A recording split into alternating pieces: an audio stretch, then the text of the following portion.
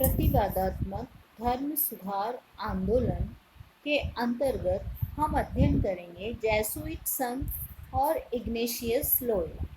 इससे पूर्व बच्चों हमने अध्ययन किया प्रतिवादात्मक धर्म सुधार आंदोलन क्या था, इसके उद्देश्य क्या थे। प्रतिवादात्मक धर्म सुधार आंदोलन को सफल बनाने के साधन में हमने पोप पाल तृतीय और पोप पाल चतुर्थ के बारे में विस्तार से जाना।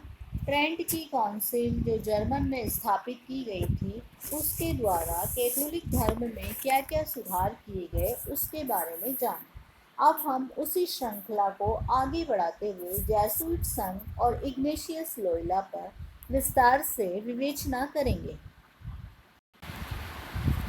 जेसुइट संघ, जैसा कि आप स्लाइड में देख रहे हैं, जेसुइट संघ एक संगठन बनाया गया।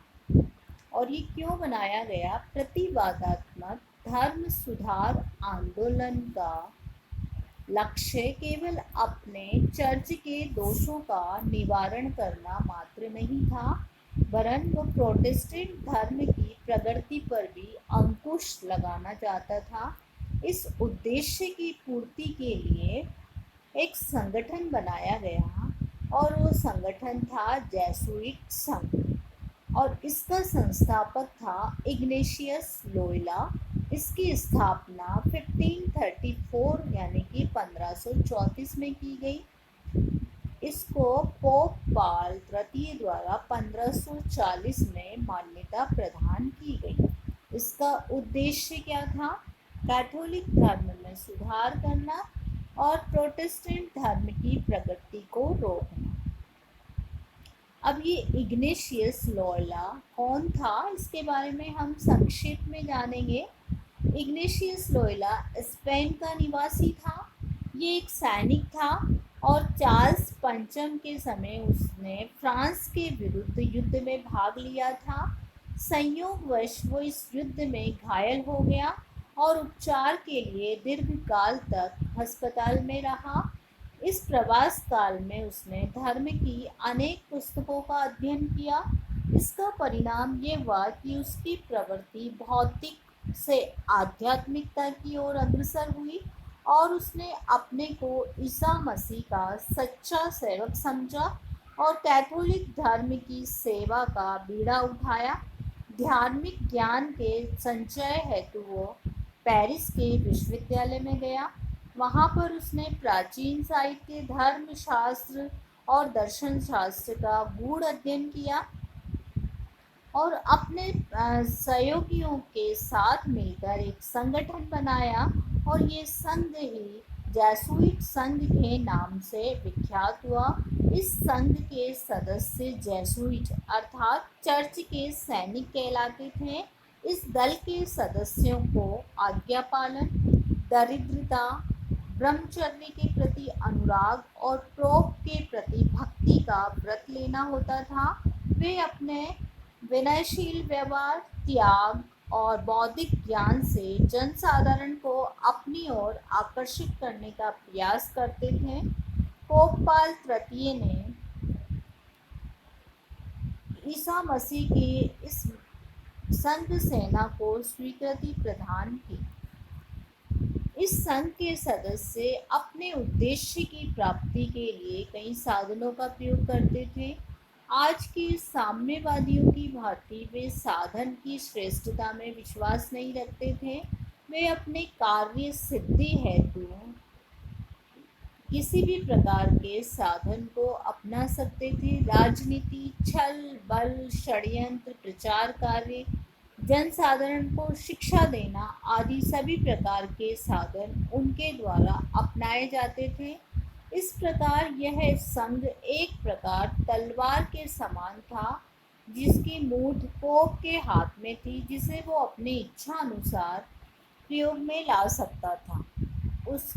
उनके धर्म उपदेश सारगर्भित, आकर्षित और प्रभाव उत्पादक होते थे। धर्म प्रसार में वे अपने अच्छे धर्म उपदेशक सिद्ध हुए। शिक्षक के रूप में भी वे अपने विचारों को सफलता से प्रसारित करते थे। उनके द्वारा धर्म के प्रचार को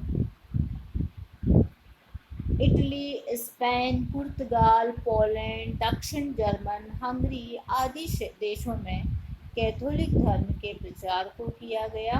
और जेसुइटों की मान्यता थी कि यदि धर्म प्रचार करते करते यदि उन्हें मृत्यु भी प्राप्त हो जाए तो ये भी एक धर्म का ही भाग हो। तो इस तरह से जेसुइट संस्था द्वारा कैथोलिक धर्म को प्रबल बनाने के लिए अनेकों प्रयास किए, जिसके कारण जनसाधारण पर उनके कुछ अच्छे और बुरे प्रभाव पड़े।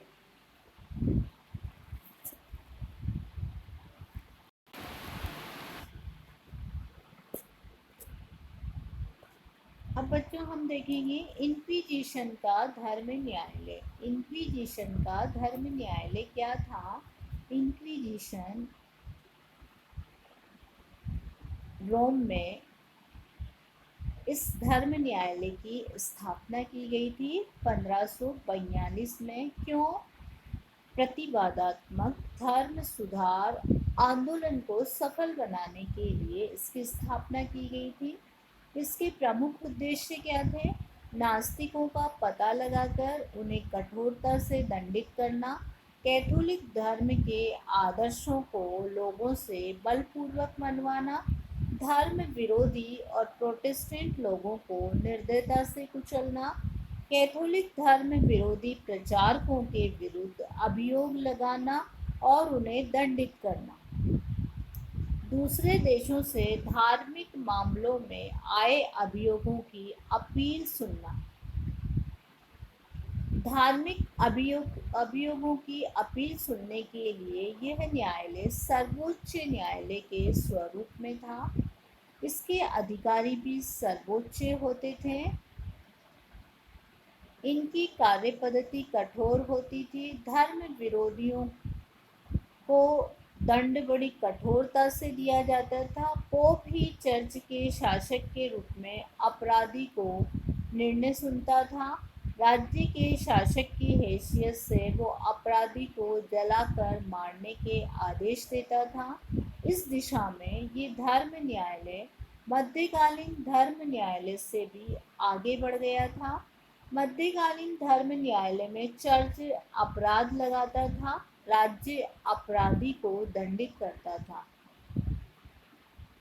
इस प्रकार के न्यायालय अन्य राज्यों में भी स्थापित होने लगे। धर्म न्यायालय के दुखद परिणाम भी रहे। इन अदालतों के परिणाम स्वरूप भारी मात्रा में विद्रोह हुए। उदाहरण के लिए नीदरलैंड में वहाँ के लोगों में व्यापक असंतोष फैला। जनसाधारण के स्वतंत्र चिंतन पर इन न्यायालय ने भारी आघात पहुंचाया। यूरोप के कई देशों में निरंकुश शासन की स्थापना हुई। निसंदेह इन जो न्यायालय थे, इनकी स्थापना से प्रोटेस्टेंट धर्म की प्रगति तो अवरुद्ध हो गई। कैथोलिक चर्च की प्रतिष्ठा पर भी प्रभाव पड़ा। इन न्यायालय के निर्णय इतने कठोर और निष्ठुरता से लिए जाते थे कि उनसे ईसा के करुणाजनक उपदेश निष्ठुरता से आवृत हो गए थे। तो ये न्यायालय जो बनाया गया था बच्चों, ये न्यायालय प्रोटेस्टेंट धर्म की प्रगति को रोकने के लिए और नास्तिक से अभिप्राय है जो कैथोलिक धर्म को नहीं मानेगा वो नास्तिक है, और उनको निर्दयता पूर्वक कठोरता पूर्वक दमन करना। अब बच्चों इस आंदोलन का जो अंतिम उद्देश्य है वो ये है राजनीतिक परिस्थितियाँ। जिस प्रकार प्रोटेस्टेंट धर्म के शासकों ने राजनीतिक परिस्थितियों का लाभ उठाया, उसी प्रकार प्रतिवादात्मक धर्म सुधार आंदोलन के शासकों द्वारा भी सफल बनाने के लिए पोप ने राजनीतिक परिस्थितियों का सहारा लिया। उसने फ्रांस, स्पेन, पुर्तगाल के शासकों के साथ धर्म संधियाँ की। सर्वप्रथम पोप ने 1516 में फ्रांस के साथ समझौता किया। वहाँ कैथोलिक धर्म की स्थिति को सुदृढ़ किया। स्पेन और पुर्तगाल के शासकों के साथ भी राजनीतिक उद्देश्यों की पूर्ति के लिए संधि की गई। वो अपने राज्य में सर्वशक्तिमान बनना चाहते थे तथा अपना शासन निरंकुशता के साथ चलाना चाहते थे। इसलिए वो चाहते थे कि पोप को प्रसन्न करने हेतु प्रोटेस्टेंटों को निर्दयता से दबाया जाए। ऑस्ट्रिया का सम्राट चार्ल्स पंचम तुर्कों के विरुद्ध पोप की सहायता लेना चाहता था, इसलिए उसने भी पोप के साथ धर्म संधि की।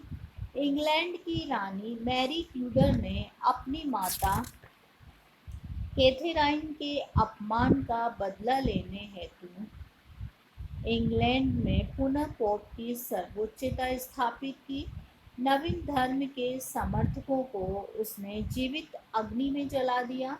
इस प्रकार हम देखते हैं कि इन राजनीतिक परिस्थितियों के परिणाम स्वरूप फ्रांस, स्पेन, इटली, पुर्तगाल, नीदरलैंड, बवेरिया, आयरलैंड में ये धर्म पुनः प्रतिष्ठित हो गए। तो बच्चों, आज हमने प्रतिवादात्मक धर्म सुधार आंदोलन को सफल बनाने के साधनों का विस्तार से अध्ययन किया। इसमें आपने देखा कि कौन से पोप थे जिनके द्वारा इस आंदोलन को आहूत किया गया, कौन सा संगठन था जो जर्मन में बनाया गया। तो बच्चों, आपके वन वर्ड में क्वेश्चन आ सकता है, प्रतिवादात्मक धर्म सुधार आंदोलन को सफल बनाने में किस पोप का सर्वाधिक योगदान रहा। तो आपको आंसर लिखना है पोप पाल तृतीय और पोप पाल चतुर्थ। फिर आपके वन वर्ड में एक क्वेश्चन और आ सकता है, ट्रेंट की काउंसिल कहाँ पर स्थापित थी। तो आपको लिखना है ये जर्मन में, और कब बनाई गई थी, 1545 में बनाई गई थी। उद्देश्य क्या था, कैथोलिक धर्म की बुराइयों को दूर करना। इग्नेशियस लोयला द्वारा कौन सा संगठन बनाया गया, ये भी आपके वन वर्ड में क्वेश्चन आ सकता है, जेसुइट संघ बनाया गया। इस संगठन को किसके द्वारा मान्यता दी गई, ये भी आपके प्रश्न के रूप में तैयार होता है।